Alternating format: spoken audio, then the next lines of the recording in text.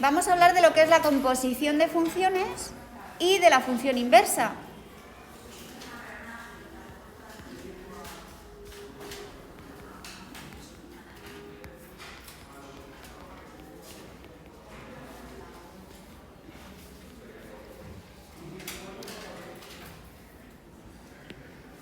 Pero antes voy a explicaros un poco cómo funciona la suma, la resta, la multiplicación y la división de funciones, que son otras operaciones que realmente,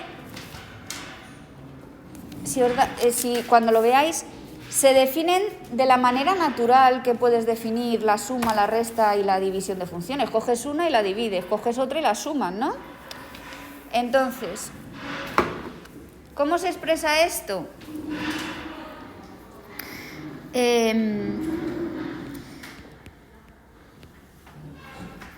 Se expresa de una manera que en los libros os confunde un poco, pero que a la hora de hacer ejercicios no os va a confundir nada, veréis. La suma, resta, multiplicación y división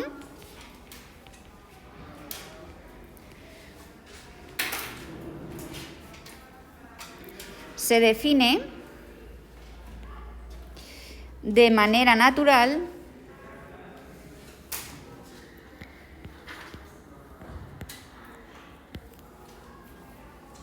como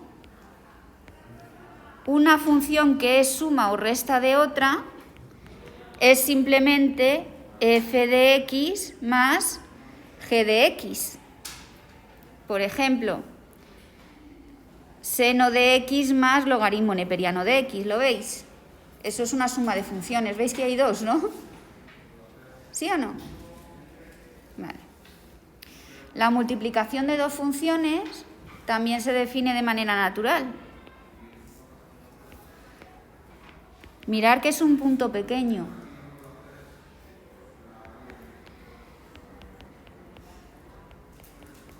Y entonces, pues yo qué sé, por ejemplo, 2 por el seno de x o seno de x por coseno de x, ¿no? ¿Por qué 2 por seno de x es una función que es producto? Porque viene de la función f de x igual a 2 constantemente, que da igual lo que le pongas, que es 2, ¿vale? Y la función g de x, que es seno de x. Vale. Luego tenemos la división de funciones.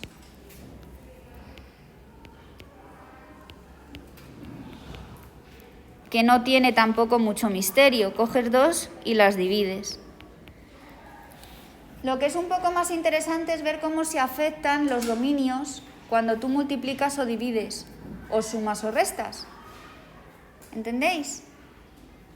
Vamos a hacer un ejercicio simplemente para que veáis cómo el dominio se ha afectado, ¿vale?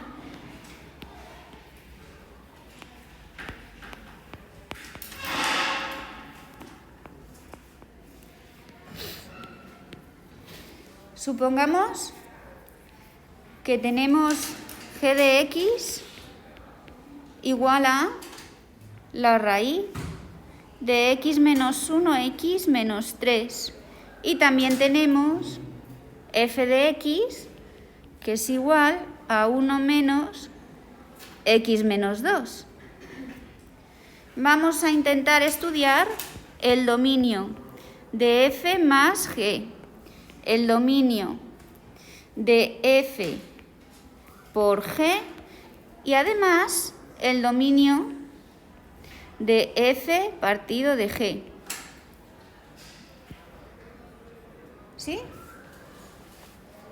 Bueno, pues el dominio de f más g de x no es otra cosa que los puntos que pertenecen a los reales donde g de x esté bien definida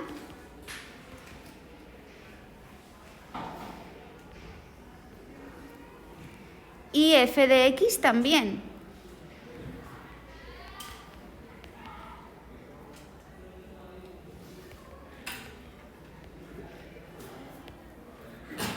¿Por qué? Porque como la suma involucra a estas dos funciones, si una no está definida, la suma no está definida, ¿no? ¿Entendéis? Por ejemplo, el dominio de f lo calculamos, ¿verdad? ¿Y qué te queda? Pues que son los reales menos aquellos números donde x menos 2 es menor o igual que 0, ¿no?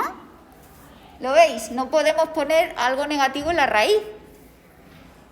El 0 no es estricto porque sabemos que la raíz de 0 sí que existe y entonces eso sería igual a los reales menos los x pertenecientes a los reales con x menor que 2.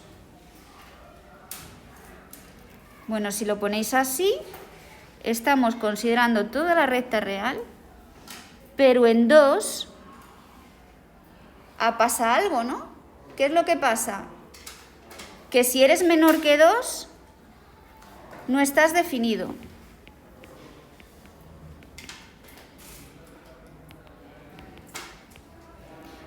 En el 2 sí, porque anula ese radical, ¿no? Entonces, ¿quién es este? Este es 2 infinito, ¿no? ¿Comprendido?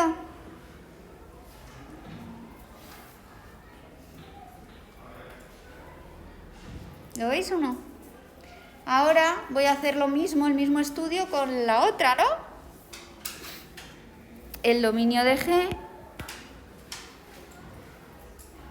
va a ser los x pertenecientes a los reales tal que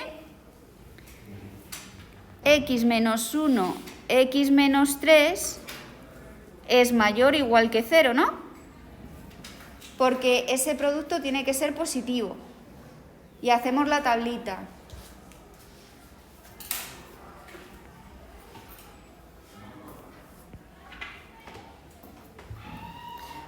Entonces la tablita va a tener como raíces el 1 y el 3. Desde menos infinito al 1, del 1 al 3 y luego además aquí ponemos un infinito. Ponemos el primer factor, ponemos el segundo factor, ponemos el producto de los dos factores y vemos en qué zonas me da positivo. Si yo cojo, por ejemplo, aquí el 0, veo que esto es negativo y que esto es negativo, y entonces esta zona sí me sirve. Si yo cojo, por ejemplo, el 2, que está en esta zona, veo que este es positivo, este es negativo y esta zona no me sirve. Y aquí todo kiski es positivo y esta zona sí me sirve.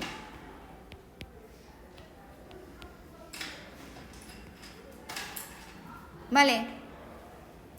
Entonces vemos que por un lado voy desde menos infinito al 1 y sí que está el 1 incluido porque me anula el producto y obtengo la raíz de 0 que es igual a 0 y luego lo tengo que unir con 3 infinito. Si lo dibujáis, pues aquí está el 1, aquí está el 3, ¿no? Esta zona no está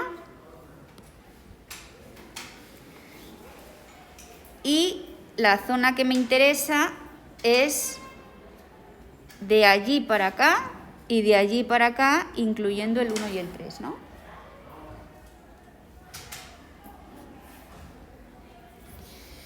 Entonces, la suma va a estar bien definida donde estén las dos.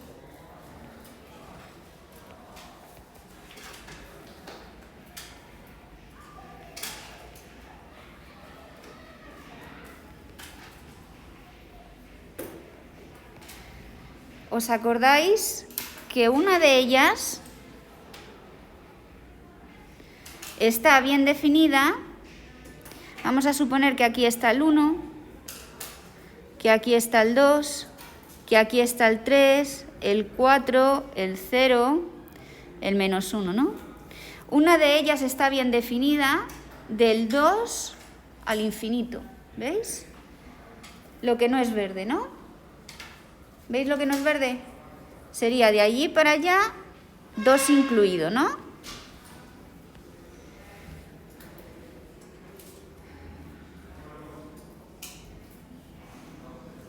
Que lo voy a poner con un color. ¿Qué os parece si lo pongo con naranja?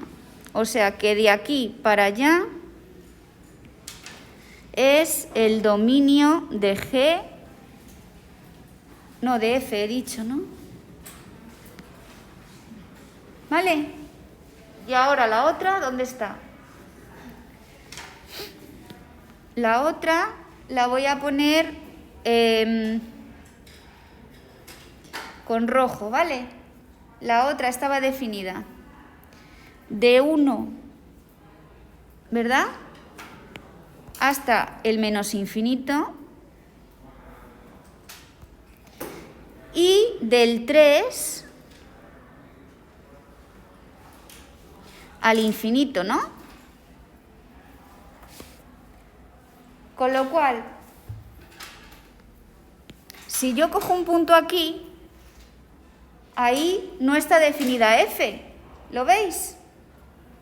En el único sitio donde están definidas las dos a la vez es del 3 al infinito.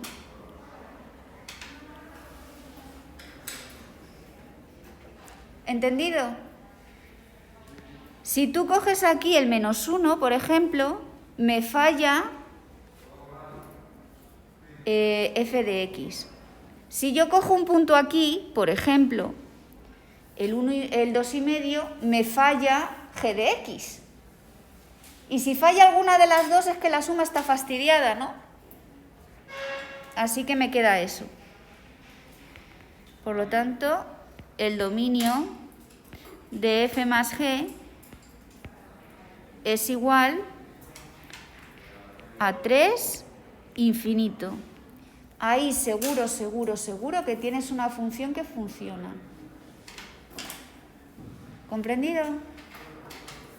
Con el dominio de f partido de g, tenemos que tener un poco más cuidado. ¿Por qué? Porque el denominador no se puede anular, ¿verdad? Que es algo que no teníamos antes. Ahora g de x no puede ser 0.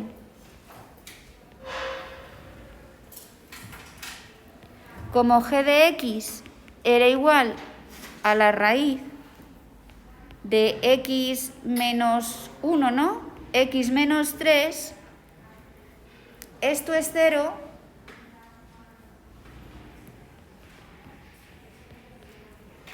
si y solamente si x es igual a 1 o x es igual a 3. Haciendo un razonamiento similar,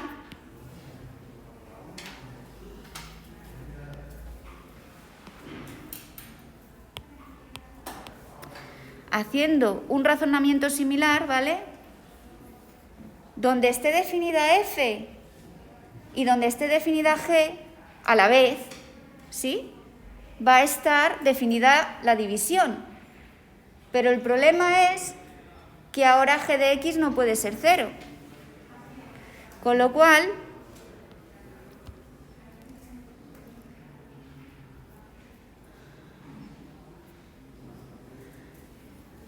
este punto y ese punto no pueden estar ahí.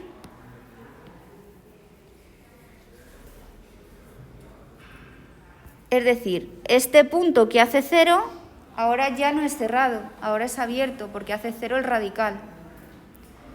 Y este punto que antes estaba, ahora no está. Tampoco, porque hace 0 a g de x.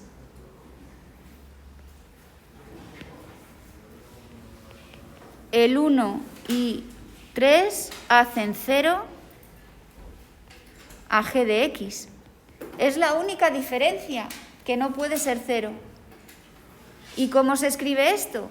Pues en el sitio que están en común es en este sitio de aquí, ¿verdad? Pero ahora le quito el 3, entonces el dominio de f partido de g es igual a 3 abierto infinito.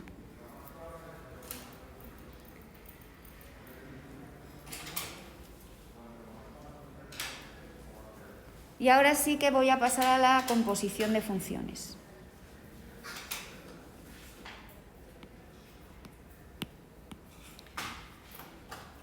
Definición.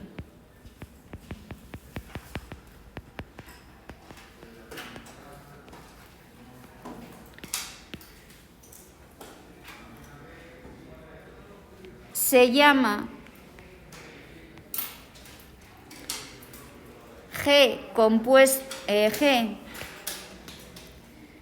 compuesta con f a la nueva función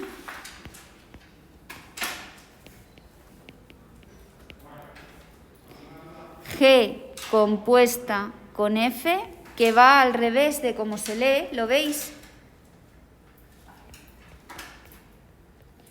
A la función que primero hace g de x y luego le aplica f.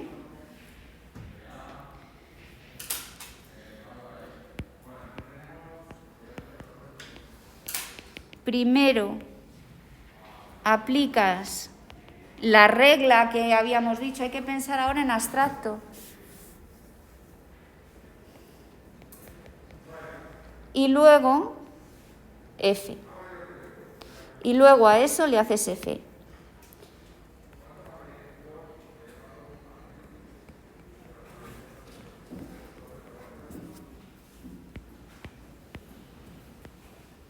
Por ejemplo, imaginaros que tenéis f de x que es igual a x al cuadrado y tenéis que g de x es igual al seno de x, ¿no? Y te piden g compuesta con f y g delante, f detrás, es decir, f compuesta con g. Esto por definición es, primero, haz g de x y a todo eso le haces f, ¿no? Bueno, pues ¿qué hace f? ¿Qué hace g? Lo que hace es hacer el seno, ¿no? ¿Lo veis? Con lo cual tienes el seno de x y eso es simplemente decir que el seno de x es a lo que le vas a hacer f. Es como tu nueva variable, ¿no? ¿Qué hace f?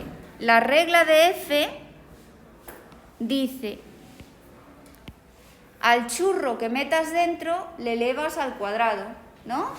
¿Os acordáis que os comenté que había que aplicar las funciones como leyes o como reglas a seguir, no como algo fijo con una variable x, ¿no? ¿Entendéis lo que os digo? Entonces, f no es que pongas x y te devuelva x al cuadrado, es que cualquier cosa que pongas dentro, cualquier cosa, te la devuelve al cuadrado, ¿no? Pues si yo pongo un seno, ¿qué me va a pasar? Que me lo devuelve al cuadrado.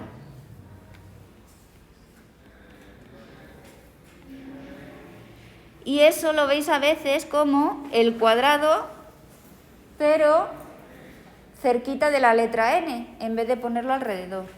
¿Sí? Pero fijaros que f compuesta con g es distinta.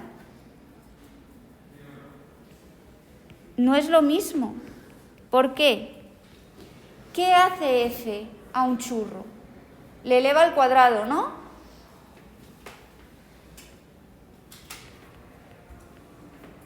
¿Pero qué hace g? Es una función que ¿qué? ¿Qué hace g? Del churro. ¿no? De lo que tú pongas dentro, te hace el seno, ¿no? Pues mirar aquí, lo que me queda es completamente diferente. ¿Por qué? El seno al cuadrado de x es seno de x por seno de x. Ojo. Y el seno de x al cuadrado es el seno de x por x, que es completamente diferente. No es lo mismo. Aquí haces 2 veces el seno y en el otro haces 2 veces x, por ejemplo. El seno al cuadrado de pi medios no es representativo, de pi cuartos. ¿Vale? Es el seno de pi cuartos por el seno de pi cuartos, que no es otra cosa que raíz de 2 partido de 2 por raíz de 2 partido de 2, que es 1. Porque ya lo sabéis todos, que os veo que decís todos, sí, es verdad, profe, qué bien, sí, es verdad, es 1.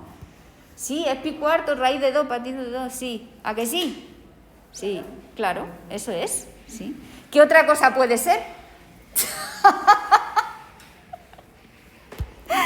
Ay, pobrecitos míos. Y el seno de pi cuartos al cuadrado es el seno de pi al cuadrado partido de 16. Y si lo ponéis en la calculadora, ¿no?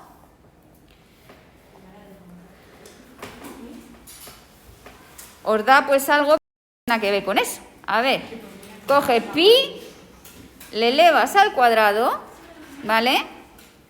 Y lo divides entre 16. Y esto te da 0,57. Aproximadamente, este signo que lo he puesto también en el documento de física es aproximadamente 0,57. ¿Habéis visto? A ver, dímelo otra vez lo de claro, que te ha quedado muy bien. Clarísimo. ¿Hacemos unos pocos ejemplos más? Luego vais a tener ejemplos que hacer vosotros, no es difícil. No tenéis que aprenderos ni siquiera lo de G compuesto con F y F compuesto con G, porque os vais a olvidar, me olvido yo. Simplemente saber que la que aparece en la derecha es la que se hace antes. Tengo esta.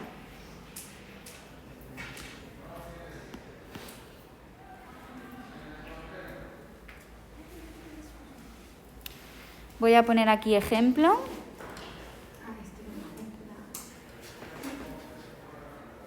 Y voy a poner aquí ejemplo.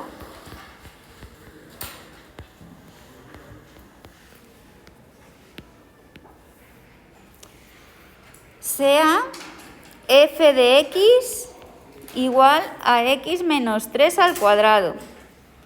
Sea g de x igual a x más 1.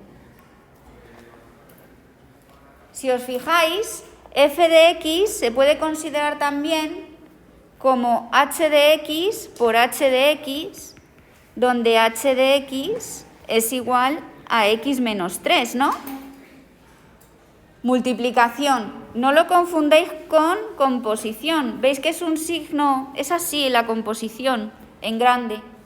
Y la multiplicación es así.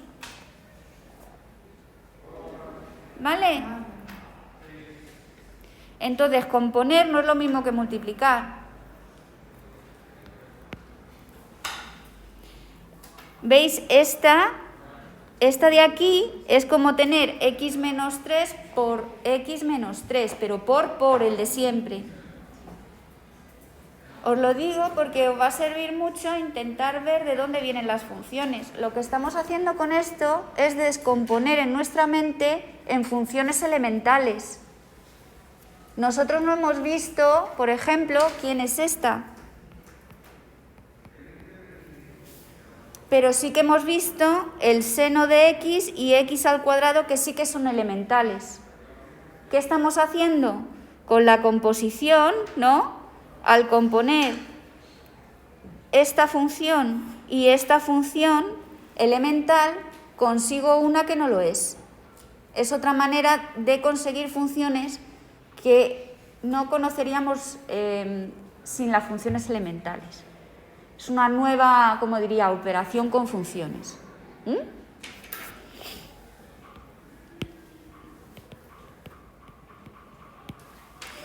Pero bueno, que esto no es por... Esto es simplemente para que veáis la conexión entre lo que hemos estado viendo anteriormente, que eran las funciones elementales, y para qué sirven. Pues para construir otras. En alguna clase os lo dije, ¿verdad? Que las funciones elementales son como los números primos en la factorización. Son el comienzo de las funciones. Bueno, pues ahora, ¿qué me pasa aquí? Pues que voy a calcular, primero hago G y luego hago F, y luego hago primero F y luego G, para ver que no tienen nada que ver, ¿sí? Bueno, pues si primero hago G y luego hago F,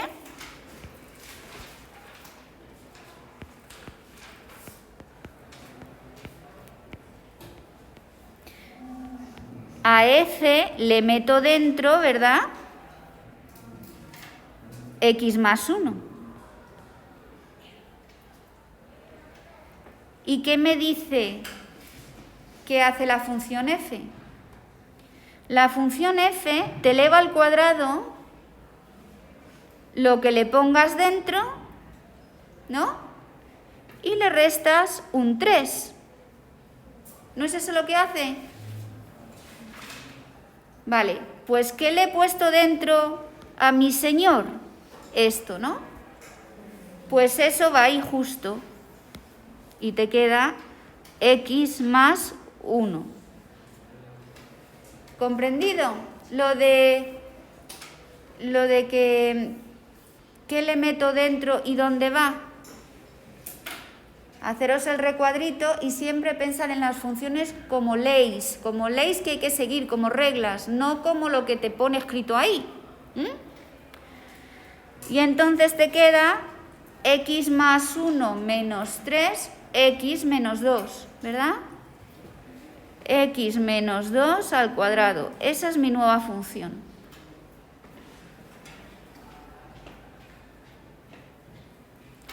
Vamos a por la otra, a ver qué da. Tienes F, que haces primero, ¿no? Hago primero F y después le aplico G. Primero hago F y luego le aplico G. Dejo G fuera por un instante y veo que X menos 3 al cuadrado es el resultado que me da F, ¿no? Entonces voy a pensar en lo que hace G. G coge el bicho entero y le suma 1, ¿no? O sea que aquí me iría el bicho entero y al bicho entero lo único que tengo que hacer es sumar 1. Pues el bicho entero es esto. Veamos que no son iguales. El cuadrado del primero menos el doble del primero por el segundo más el cuadrado del segundo, ¿no?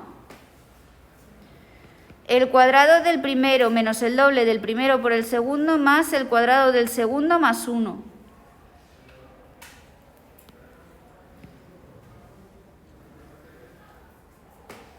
¿Y eso qué es? X al cuadrado menos 6x más 10. Pues no, no son iguales.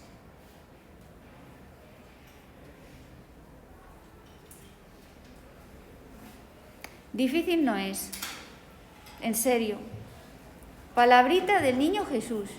I cross my heart.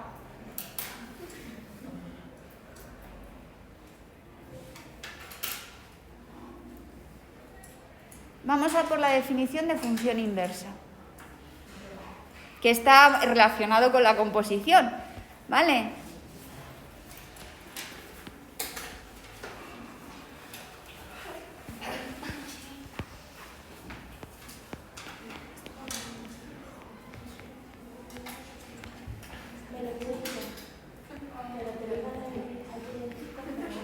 Si no terminamos con la definición de función inversa, os haré un vídeo porque tenemos que sacar adelante esto con ejemplos, ¿vale? Este fin de semana.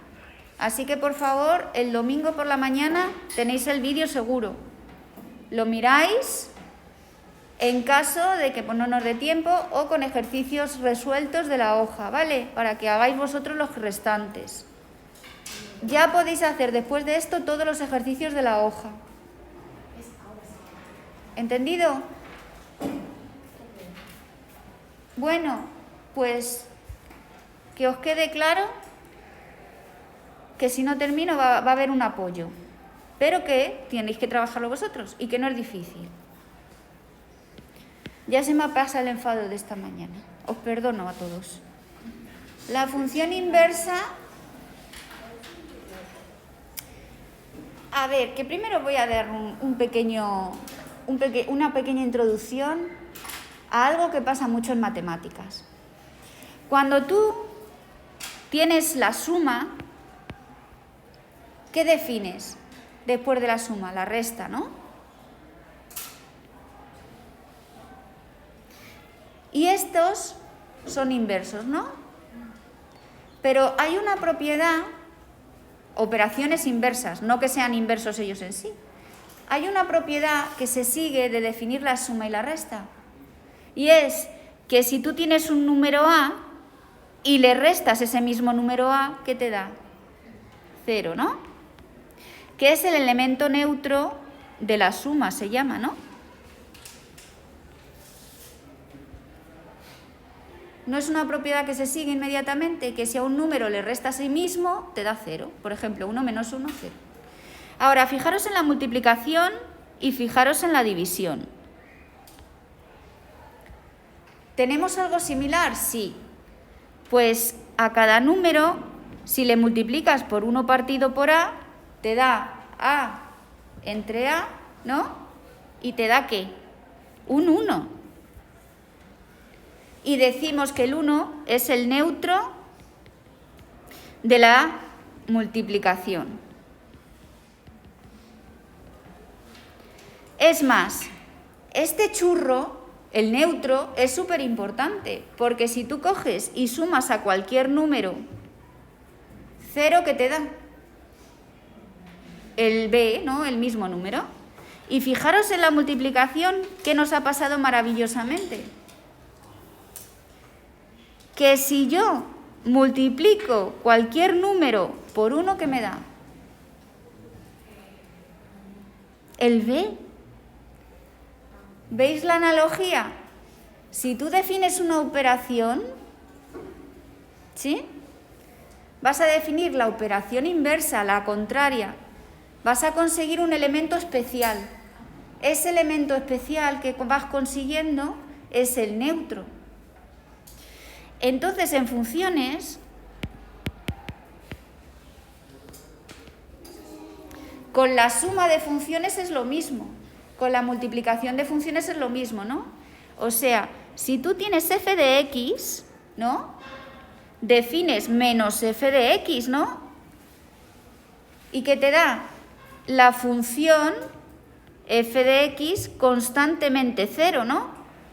Porque si sumas f de x menos f de x siempre te da 0, ¿no? Es una función que a cada cosa que metas te da 0. Si tú tienes f de x, ojo, y esta es distinta de 0, que si no, no tiene sentido, tú puedes definir 1 partido por f de x, ¿no? Con la multiplicación de funciones. ¿Y qué te ocurre? Que f de x por 1 partido de f de x es igual a 1. Con lo cual la función, perdón, voy a poner aquí g. La función g de x constantemente 1 es el elemento neutro de la multiplicación de funciones, ¿no? Pero claro, ¿qué pasa con la composición?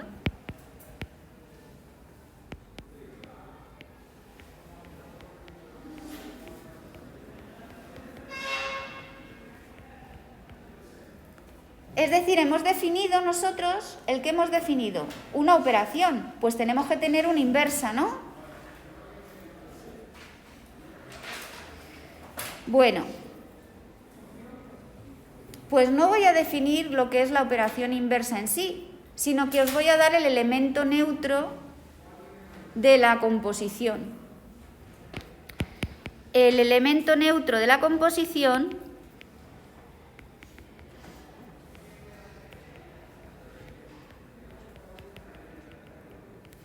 es la función f de x igual a x. Y ahora os explico por qué. Vamos a poner, por ejemplo, g de x que sea igual al seno de x, que me ha gustado a mí hoy el seno. ¿Sí? Y vamos a suponer que f de x es igual a x. Pues voy a componer f de g. ¿Vale? ¿Qué me da? Primero hago f, ¿sí? Y luego, primero hago g y luego hago f. ¿Y eso qué me da? A ver si alguien me lo dice.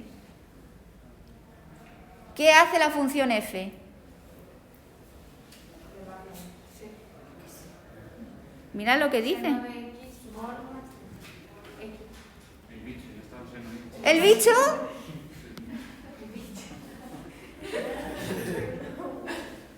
¡Qué tontería! O sea,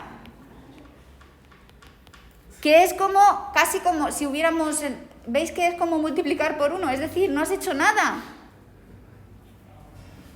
Claro, porque fijaros, ¿qué te decía yo en la multiplicación del elemento neutro o en la suma? Que cualquier cosa que pusieras aquí te devolvía la cosa, ¿verdad?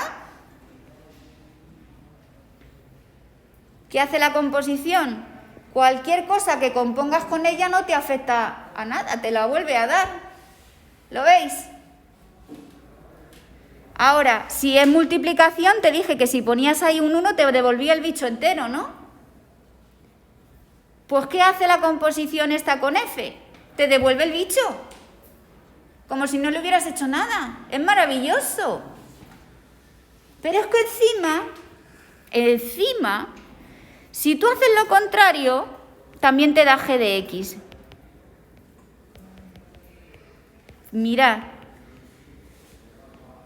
Si tú le aplicas f de x a x, ¿qué te da? X. Ya está. No has hecho nada tampoco. Pues es como el cero en la suma, ¿no? ¿Entendido? Así que el elemento neutro, entre comillas, ¿no? Es la función que se llama identidad. Que a cada señor, ¿qué le das? El mismo señor. Y esa función sabemos que es lineal, f de x igual a x, tiene como gráfica una recta, ¿verdad?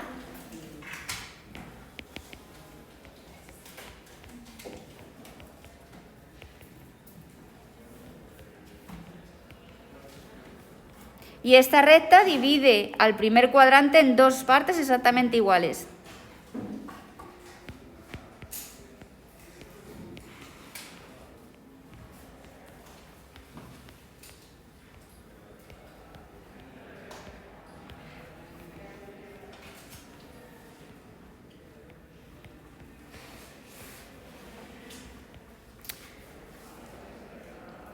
Se le llama la función identidad.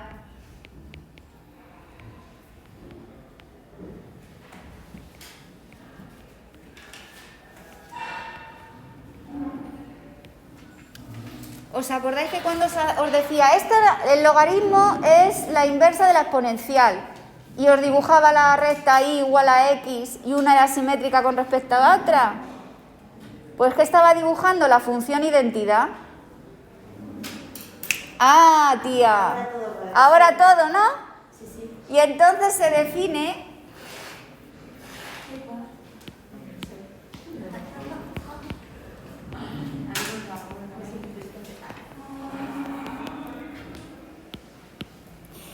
f de x, ¿vale? Perdón, se define